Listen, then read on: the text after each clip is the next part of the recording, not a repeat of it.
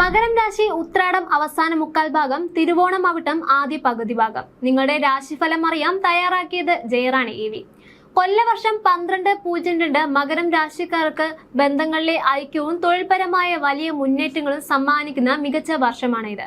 ദീർഘകാലമായി വിവാഹാലോചനകൾ നടക്കുന്നവർക്ക് മനസ്സിന് ഇണങ്ങിയ വിവാഹ ബന്ധങ്ങൾ ഒത്തുവരുവാൻ ഈ കാലയളവ് വഴിയൊരുക്കും. ദാമ്പത്യ ജീവിതത്തിൽ മുൻപുണ്ടായിരുന്ന അകൽച്ചകളും തെറ്റിദ്ധാരണകളും മാറി പരസ്പരം വിശ്വാസവും സ്നേഹവും ദൃഢമാകാൻ ഇടയുണ്ട്. കർമ്മരംഗത്തും ബിസിനസ്സിലും പുതിയ ഉയരങ്ങൾ കീഴടക്കുവാനും പ്രവർത്തന മേഖലയെ വിപുലീകരിച്ച് സാമ്പത്തിക വളർച്ച കൈവരിക്കുവാനും സാധിക്കും. എങ്കിലും വർഷത്തിന്റെ മധ്യഭാഗത്ത് പൂർവിക സ്വത്തുക്കളുമായി ബന്ധപ്പെട്ട് ചില തർക്കങ്ങൾ തലപൊക്കുവാൻ ഇടയുണ്ട്. കൂടാതെ 2027 ജൂണോടെ ശനി 4ാം ഭാഗത്തിലേക്ക് മാറുന്നതിലൂടെ കണ്ടകശനിയുടെ പ്രാരംഭ സ്വാധീനം ആരംഭിക്കുന്നതിനാൽ ഗാർഹിക കാര്യങ്ങളും മാതാവിന്റെ ആരോഗ്യത്തിലും കൂടുതൽ ശ്രദ്ധ നൽകുന്നത് അനിവാര്യമാണ്.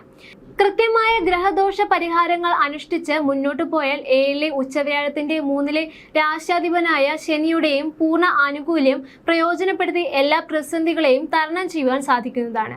ഗ്രഹസ്ഥിതി വ്യാഴം തുടക്കത്തിൽ കർക്കിടക രാശി സഞ്ചരിക്കുകയും തുടർന്ന് ചിങ്ങം രാശിയിലേക്ക് മാറുകയും ചെയ്യും. ജന്മജാതകത്തിൽ വ്യാഴം അനുകൂലമായി നിൽക്കുന്നവർക്ക് ഉത്തമമായ വിവാഹബന്ധങ്ങൾ, ദാമ്പത്യ സൗഖ്യം, ബിസിനസ്സിൽ ലാഭകരമായ പുതിയ പങ്കാളിത്തങ്ങൾ എന്നിവ ഉറപ്പാക്കാനാകും.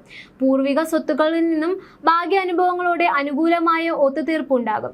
എന്നാൽ വ്യാഴത്തിന് സ്ഥാനലാഭം കുറഞ്ഞവർ 8ാം ഭാവത്തിലെ സഞ്ചാരവേളയിൽ അപ്രതീക്ഷിതമായ ധനച്ചെലവുകൾ വരാതിരിക്കുവാൻ സാമ്പത്തിക ഇടപാടുകളിൽ അതീവ വിവേകം പുലർത്തണം.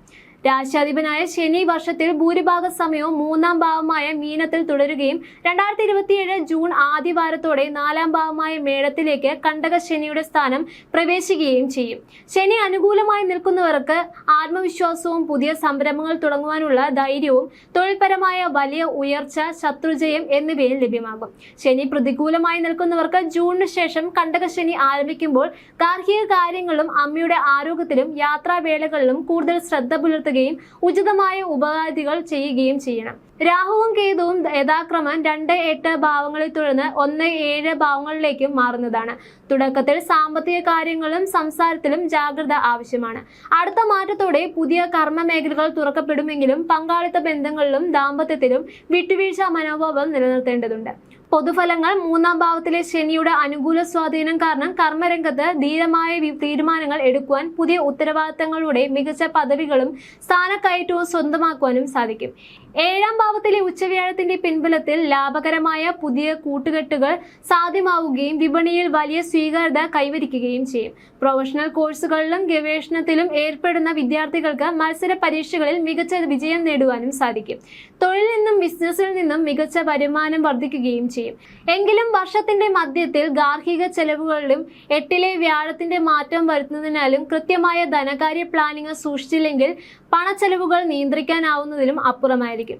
ദീർഘകാലമായുള്ള വിവാഹാലോചനകൾ സഫലമാകും.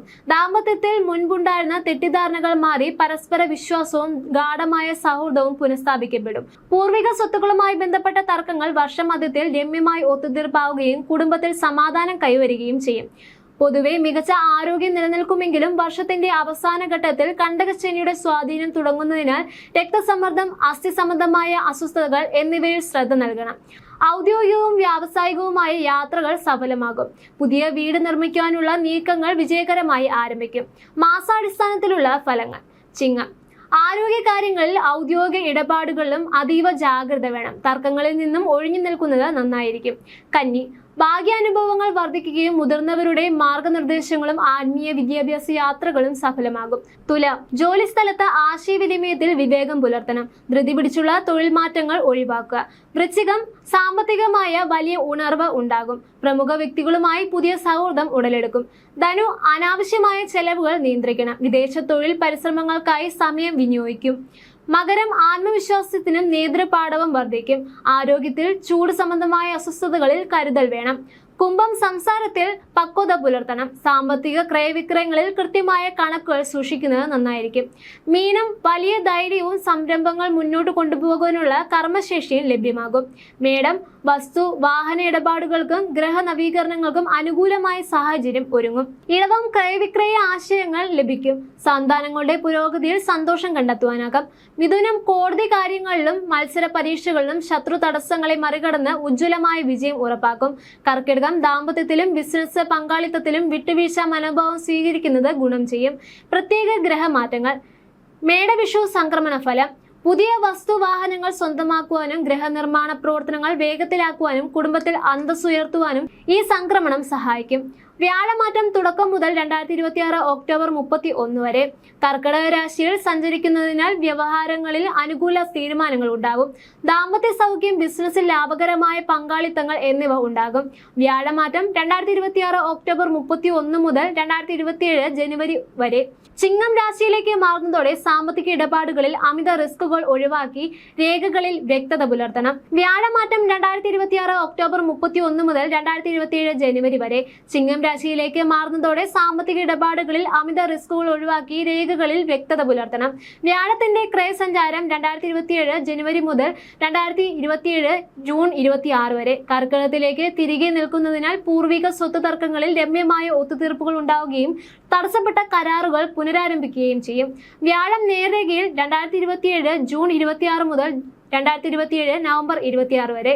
വീണ്ടും ചിങ്ങത്തിൽ സ്ഥിരപ്പെടുന്നതോടെ ആരോഗ്യപരമായ ചെറിയ മുൻകരുതലുകളും ധനവിനിയോഗത്തിൽ പെട്ടെന്നുള്ള പാളിച്ചകളും ഉണ്ടായേക്കാം. രാഹു കേതു പ്രഭാവം.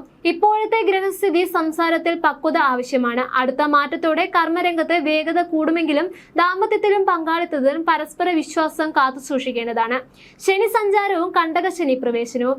2027 ജൂൺ വരെ മീനം രാശി തുടക്കത്തിൽ വലിയ കർമ്മവിജയം സ്വന്തമാക്കാനാകും. തുടർന്ന് മേടത്തിലേക്ക് കടക്കുന്നതോടെ കണ്ടക ശനി ആരംഭിക്കുന്നതിനാൽ ഗാർഹിക കാര്യങ്ങളിലും മാതൃക്ഷേമത്തിലും കൂടുതൽ ശ്രദ്ധ നൽകേണ്ടത് അത്യാവശ്യമാണ്.